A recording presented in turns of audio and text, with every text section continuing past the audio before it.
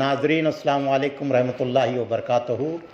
कुतुब दक्कन हज़रत मखदूम अलाउद्दीन अंसारी अल मारूफ बा लाडले मशाइख अंसारी रहमतुल्लाहि अलैह की विलादत बसआदत 30 रबीउल सानी 720 सने हिजरी 1298 ईस्वी में केलू खड़ी में हुई, जबकि 27 रजब 777 सने हिजरी 1355 सने ईस्वी में आपका विसाल मुबारक अलंद शरीफ ज़िला गुलबर्गा कर्नाटक में हुआ। आपकी उम्र मुबारक 57 साल हुई। हज़रत लाडले मशाइख अंसारी रहमतुल्लाहि अलैह के वालिद बुजुर्गवार का नाम हज़रत फ़खरुद्दीन अंसारी और वालिदा मोहतरमा का इसमें गिरामी बीबी रानी कुर्द है। आपकी विलादत का वो ज़माना था कि दिल्ली में खिलजी ख़ानदान दम तोड़ रहा था। खिलजी ख़ानदान के 9 मुस्लिम वज़ीर खिज़र ख़ां के हाथ में हुकूमत थी। 728 सने हिजरी में मोहम्मद तुगलक ने अपना पायतख्त कैपिटल दिल्ली से दौलताबाद मुंतकिल किया। हज़रत लाडले मशाइख अंसारी रहमतुल्लाहि अलैह की उम्र उस वक्त 1 साल थी जब आप अपने वालिदैन के हमरा दौलताबाद पहुँचे। तकरीबन 8 साल की उम्र तक हज़रत लाडले मशाइख अंसारी रहमतुल्लाहि अलैह दौलताबाद खुलदाबाद में रहे। हज़रत लाडले मशाइख अंसारी रहमतुल्लाहि अलैह की इब्तदाई तालीम यहीं हुई। आपके वालिद ने घर पर ही तालीम का एहतमाम फरमाया था। मौलाना हाफिज़ शिराज़ी के बिरादर हज़रत मौलाना ख़दर रहमतुल्लाह अलैह जैसे जलीलुल क़द्र उस्ताद से हज़रत लाडले मशाइख अंसारी रहमतुल्लाहि अलैह ने तालीम हासिल की। हज़रत ख़दर रहमतुल्लाह अलैह जो हज़रत लाडले मशाइख अंसारी के उस्ताद मोहतरम हैं का मज़ार मुबारक गुलबर्गा के नवाई इलाक़े सुल्तानपुर में मरजाए क़लाइक़ है। हज़रत अलाउद्दीन अंसारी का लक़ब लाडले मशाइख है। आप मशाइखीन के बहुत लाडले थे और हर दिल अज़ीज़ थे। मशाइखीन आपको बेहद अज़ीज़ रखते थे। हज़रत लाडले मशाइख अंसारी रहमतुल्लाह अलैह का ननिहाल ख़ाज़ी घराना था। इसी वजह से हज़रत लाडले मशाइख अंसारी को इल्म फ़तवा पर भी काफ़ी अबूर हासिल था और आपके वालिद बुजुर्गवार हज़रत फ़खरुद्दीन अंसारी बुलंद पाया मौरिख़ व मुहक़्क़िक़ थे। इसीलिए हज़रत लाडले मशाइख अंसारी रहमतुल्लाहि अलैह बड़े माहिर और इल्म मुनाज़रा में एकता थे। मुनाज़रा में सिवाय हज़रत ख्वाजा बंदा नवाज़ यसुदराज रहमतुल्लाहि अलैह के कोई आपका सामना नहीं कर सकता था। उस ज़माने में मशारिक़ुल अनवार और मसाबिह पाक इन 2 किताबों का पढ़ना मशाइखीन के लिए नहायत ज़रूरी था। हज़रत लाडले मशाइख अंसारी रहमतुल्लाहि अलैह ने ये दोनों कुतुब अपने नाना हज़रत सैयद शाह कबीरुल्लाह हुसैनी से पढ़ी। उन दिनों हज़रत लाडले मशाइख अंसारी बहुत मशहूर हुए लाडले मशाइख के नाम से। हज़रत लाडले मशाइख अंसारी के नाना हज़रत सैयद शाह कबीरुल्लाह हुसैनी सबसे ज़्यादा हज़रत लाडले मशाइख अंसारी को ही चाहते थे और कहा करते थे कि अलाउद्दीन न सिर्फ़ एक जय्यद आलिम होगा बल्कि ख़ुतब वक्त भी होगा। हज़रत सैयद शाह कबीरुल्लाह हुसैनी हमेशा अपने नवासे हज़रत लाडले मशाइख अंसारी को अपने साथ रखा करते। यही वजह थी कि दौलताबाद खुलदाबाद के मशाइखीन सूफ़ाए-उज़्ज़ाम को हज़रत लाडले मशाइख अंसारी रहमतुल्लाह अलैह से बड़ी उल्फ़त और उनसियत हो गई थी। हज़रत सैयद शाह कबीरुल्लाह हुसैनी अपने नवासे को मशाइखीन उस सूफ़िया-ए-इज़्ज़ाम की मजालिस में ले जाया करते थे। किसी दिन हज़रत सैयद शाह कबीरुल्लाह हुसैनी हज़रत लाडले मशाइख अंसारी को लाना भूल जाते तो तमाम मशाइखीन और सूफ़िया बड़ी बेचैनी और बहुत ही इश्तियाक़ के साथ हज़रत लाडले मशाइख अंसारी को याद करते। एक रोज़ का वाक़या है कि हज़रत सैयद शाह कबीरुल्लाह हुसैनी रहमतुल्लाहि अलैह अपने नवासे हज़रत लाडले मशाइख अंसारी को हज़रत मौलाना शमसुद्दीन नक्शबंदी की खानक़ाह ले गए। اپنے نواز سے حضرت لاڈلے مشائخ انصاری کو حضرت مولانا حسن الدین نقشبندی کی خانقاہ لے گئے۔ اس وقت محفل میں مشائخین میں سے حضرت قاضی علیم الدین وجہو نے حضرت علاء الدین انصاری کو والہانہ طور پر بڑے ہی پیار اور شفقت انعامات سے اٹھا کر اپنی گود میں بٹھا لیا اور پیار کرنے لگے۔ یہ دیکھ کر حضرت مولانا حسن الدین نقشبندی نے تبسم فرما کر مسکراتے ہوئے کہا کہ اے علاء الدین، تو مشائخین کا بڑا لاڈلا بن گیا ہے۔ جب یہ ساری کیفیت حضرت سید شاہ کبیر اللہ حسینی نے گھر جا کر سنائی تو سبھی نے اس لقب کو بہت پسند کیا۔ تب سے حضرت مخدوم علاء الدین انصاری رحمۃ اللہ علیہ لاڈلے مشائخ پکارے جانے لگے اور اسی لقب سے مشہور ہوئے۔ حضرت لاڈلے مشائخ انصاری رحمۃ اللہ علیہ کو بچپن سے ہی صوفیہ کی صحبت کامل حاصل تھی، اسی لیے آپ تصوف کی طرف مائل ہوئے۔ آپ حضرت خواجہ نظام الدین محبوب الہی رحمۃ اللہ علیہ سے بیعت کرنے کا ارادہ رکھتے تھے، لیکن حضرت نظام الدین محبوب الہی کا وصال ہو چکا تھا۔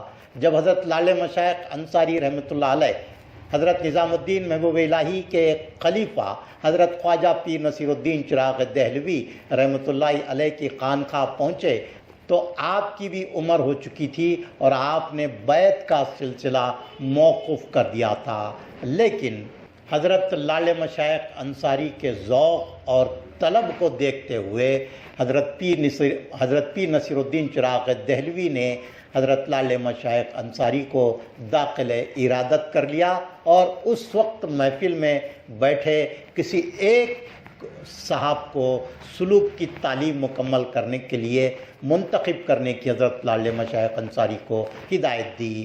اس وقت محفل میں حضرت لاڈلے مشائخ انصاری کے کالا زاد بھائی حضرت خواجہ بندہ نواز گیسو دراز رحمۃ اللہ علیہ بھی تشریف فرما تھے۔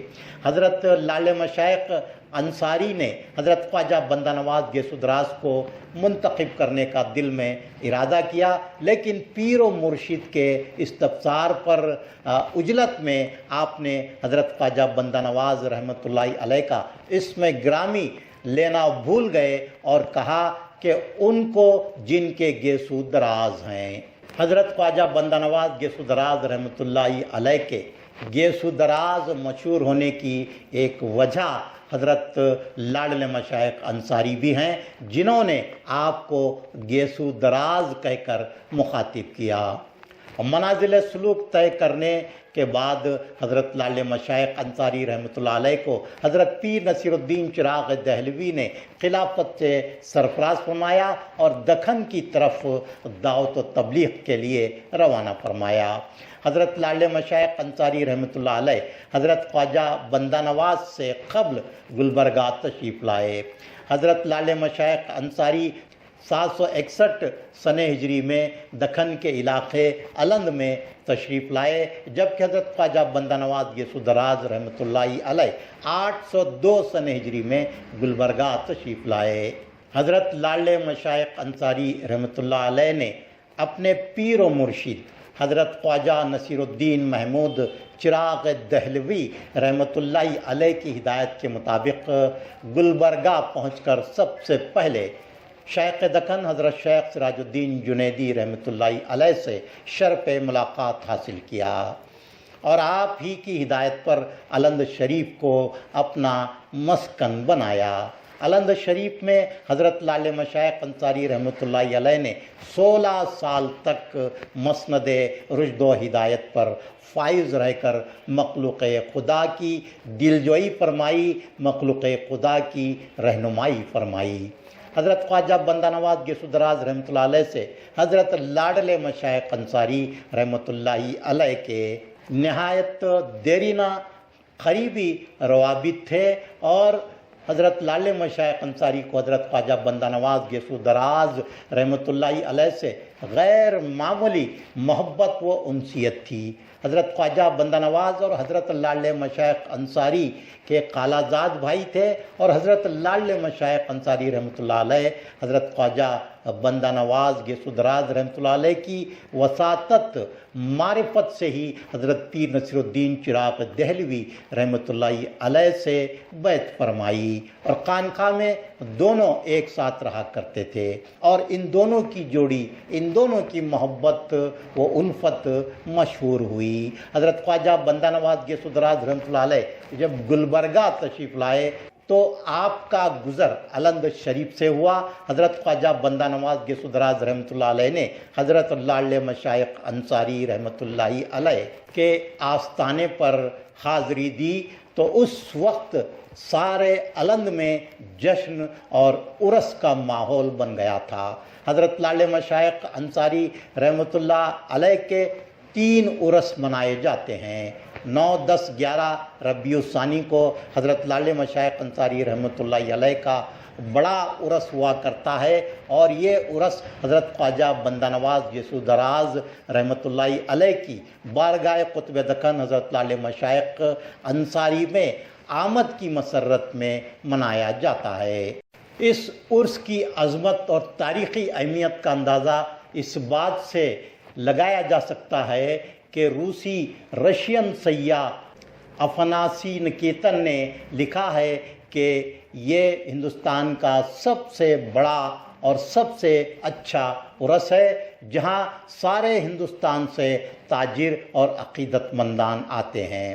حضرت لاڈلے مشائخ انصاری رحمۃ اللہ علیہ کا اصل عرس 27 رجب المرجب کو منایا جاتا ہے، جو آپ کا یادگار یوم وصال ہے۔ حضرت لاڈلے مشائخ انصاری رحمۃ اللہ علیہ کا تیسرا عرس مقامی طور پر 27 ربیع الثانی کو منایا جاتا ہے۔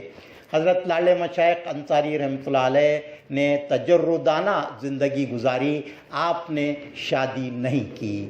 حضرت لاڈلے مشائخ انصاری رحمۃ اللہ علیہ گلبرگہ سے الند شریف کے لیے روانہ ہوئے تو سلطان محمد شاہ بہمنی، وزیر اعظم ملک سیف الدین غوری اور دیگر امراء کے ہمراہ آپ کو رخصت کرنے کے لیے پہنچا۔ حضرت لاڈلے مشائخ انصاری بھیمڑی، چنچولی، تلور، کوڑل ہنگرگاہ قصبات سے ہوتے ہوئے الند شریف پہنچے۔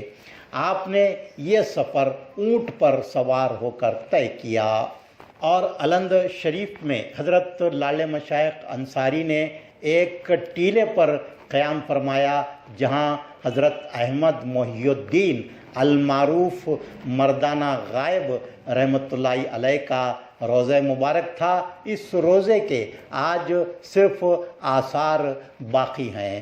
اسی مقام پر حضرت لاڈلے مشائخ انصاری رحمۃ اللہ علیہ کا گنبد مبارک بھی مرجع خلائق ہے۔ الند شریف کا نظارہ بڑا ہی دلاویز ہے۔ اونچی اونچی گنبدیں، آسمان سے باتیں کرتے ہوئے مینار، مختلف چھوٹی بڑی عمارتیں، عیدگاہ، کالی مسجد دمشق کا نظارہ پیش کر رہے ہیں۔ انہی سفید اور بلند عمارتوں اور گنبدوں کے درمیان ایک سب سے اونچی پر نور گنبد واقع ہے، جس کے اندر 700 سال سے ایک ایسا چراغ روشن ہے جس کے نور سے کفر و ضلالت اور جہالت کا گھٹا ٹوپ اندھیرا دور ہوا، اور جس کی روشنی سے آج بھی بھٹکی ہوئی انسانیت ہدایت پا رہی ہے۔ حضرت لاڈلے مشائخ انصاری کا آستانہ بلا لحاظ مذہب و ملت زیارت گاہ عام و خاص ہے۔ ابراہیم بن اسماعیل عادل شاہ والی بیجاپور نے کیا خوب خطہ الند اور گلبرگہ کے بارے میں کہا ہے کہ یا دکھن منے مولا کی عجب شان دیکھنا سو، یا دکھن منے مولا کی عجب شان دیکھنا سو، درگاہ بندہ نواز مکہ تو روضہ شیخ کا مدینہ سو، سارے مومنہ عربستان جا جا کو حج کرتے کی نہیں، اے ابراہیم تو اینچ دونوں کو بس زیارت کرنا سو۔ کئی سلاطین اور حکمرانوں نے اسی طرح اپنی عقیدت کا اظہار کیا ہے۔ اورنگزیب عالمگیر نے بارگاہ قطب دکن میں حاضری دی تو کہا کہ اس در دکن بوئے مدینہ می آید، یعنی دکن کے اس علاقے میں مدینے کی خوشبو محسوس ہو رہی ہے۔ حضرت لاڈلے مشائخ انصاری کی سوانح مبارک پہلی بار خطبہ دکن 1979 میں شائع ہوئی۔ ڈاکٹر محمد طیب انصاری اور محمد کلیم الدین انصاری نے خطبہ دکن کو شائع کیا۔ کہا جاتا ہے کہ حضرت لاڈلے مشائخ انصاری کی پہلی سوانح حیات آئین ملک المشائخ محمود شاہ بہمنی نے لکھی۔ محمود شاہ بہمنی بانی سلطنت بہمنیہ علاء الدین حسن بہمن شاہ کے فرزند تھے۔ اولیاء اکرام کی سوانح حیات، ان کی تعلیمات، ان کے تلقینات، ان کے ارشادات اور معاملات کو عوام الناس کے استفادے کے لیے ہر زبان میں شائع کرنے کی ضرورت ہے۔ لیکن افسوس کہ آج اعراس کے موقعوں پر جلوسوں، قوالیوں، روشنیوں پر جتنی توانائیاں صرف کی جا رہی ہیں، جتنی غیر معمولی دلچسپی دکھائی جا رہی ہے، ان سرگرمیوں کا اولیاء کرام کی مبارک زندگیوں سے کیا تعلق ہو سکتا ہے، اس پر غور کرنے کی ضرورت ہے۔ خود حضرت لاڈلے مشائخ انصاری رحمۃ اللہ علیہ کا یہ معمول تھا کہ ہر سال آپ تجدید بیعت کرواتے۔ عرس کا موقع و مقصد تجدید بیعت کرنا ہوتا ہے۔